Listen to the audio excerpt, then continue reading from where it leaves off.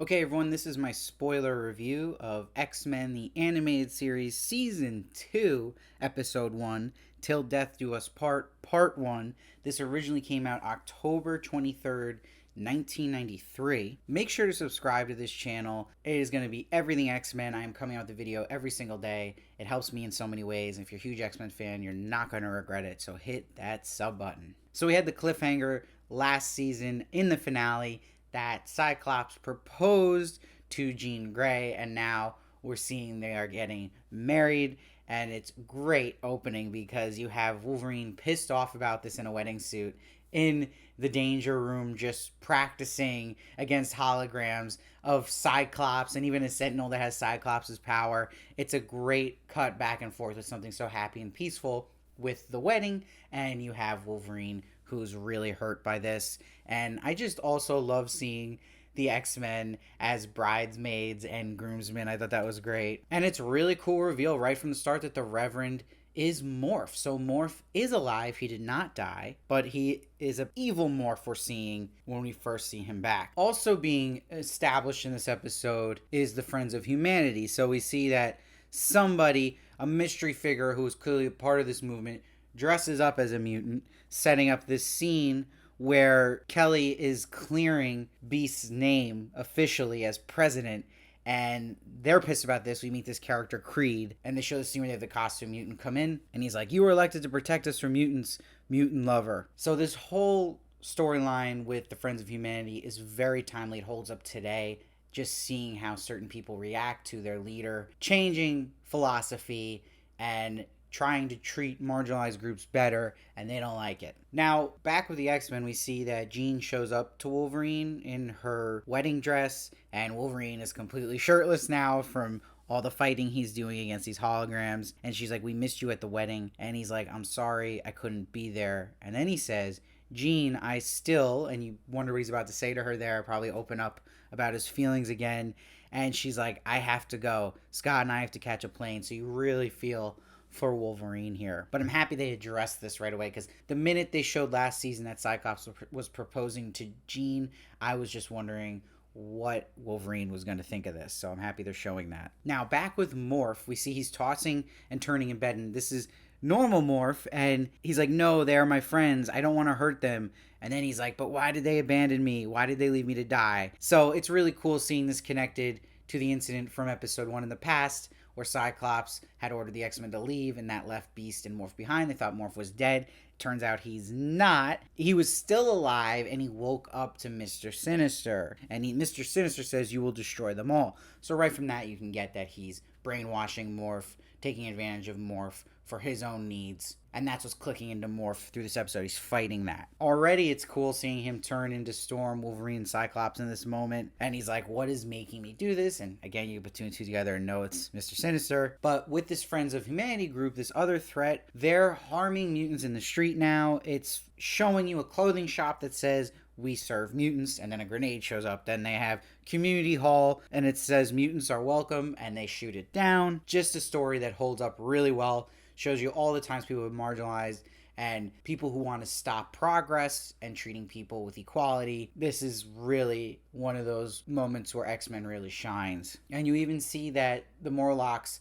have to run back into the sewer because they were afraid originally to even be outside. It looks like they had made their way out and are running back in now. Now, Professor X has the best line of this show to date and says, "When we saved Kelly last year, he learned not all mutants are evil. His followers feel betrayed. So often in our history, unhappy, misguided people have created scapegoats, blaming those that are different for the problem in their own lives." This is gold. This is a lesson that was learned in the past and holds up today, and it's great to see it even in the kids show version of X-Men. And it's lines like this that makes X-Men my favorite Marvel group. Now, Professor X gets this video of Magneto, and he's burning in a building, and he realizes it's in Antarctica, but it's Morph here, and he's in front of a green screen, and I love we get to see this possessed Morph do so much fun stuff in this episode, and when he really does it to the X-Men at the mansion, which we're going to get to. Now, all the best episodes of the show have great one-liners and reactions from Wolverine,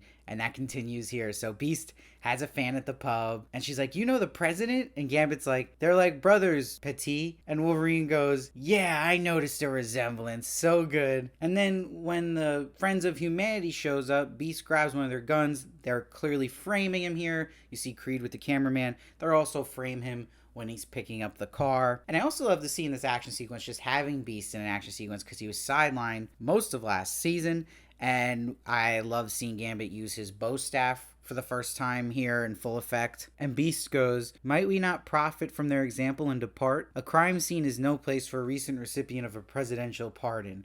And Wolverine goes, "Yeah, I bet I got some unpaid parking tickets." Love it. Now it pisses off all the X-Men that Beast is framed, and Storm goes, "Wolverine, if there is indeed a new conspiracy to turn the public against mutants, we must work to unmask it, not add to the climate of violence."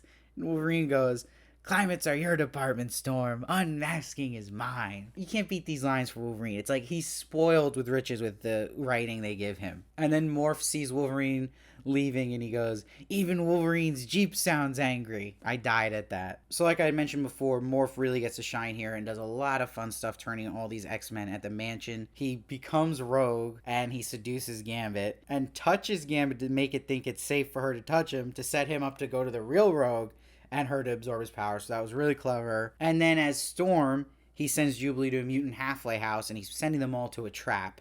And that's why he'll become Beast, to get Storm and Rogue over there. And he even makes the Danger Room go crazy on the real Beast, which reminded me a lot of the old Uncanny X-Men comics when Beast was constantly in that Danger Room avoiding all these obstacles. Now I get to see Storm and Rogue kick some Friends of Humanity's butts here. Rogue uses Gambit's powers, trying to get used to it, and Storm always doing cool things with the elements. But Morph has another cool moment and orders them to shoot Storm down. Now, what's really cool about this is it sets up a really interesting cliffhanger where it cuts now to our first actual look at Mr. Sinister watching this happen on TV, and he's like, "Enjoy your revenge, Morph. I know I am." Love that cliffhanger. Love that line. It's chilling, and he looks awesome here, so you're just excited upon the next episode. So really what stood out to me this episode is how fast it flew by. When I was watching this, even on second watch, I was like, that's it, it's over. Like, I was so into it, especially once Morph gets to that mansion and starts doing all his hijinks. It doesn't let go, and then it's like it just ends, and it makes you really excited for part two, and you want to jump right into it.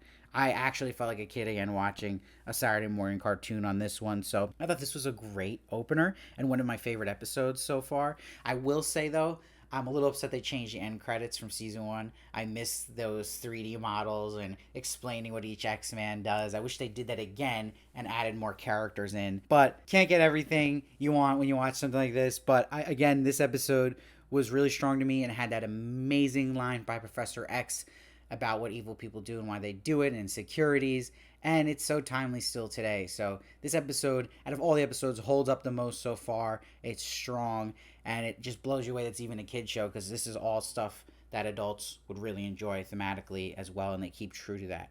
So I'm giving this episode a 9.1. Let me know what you thought of it down below. I love to hear your thoughts. I read every comment. Try to respond as many as I can. Please subscribe.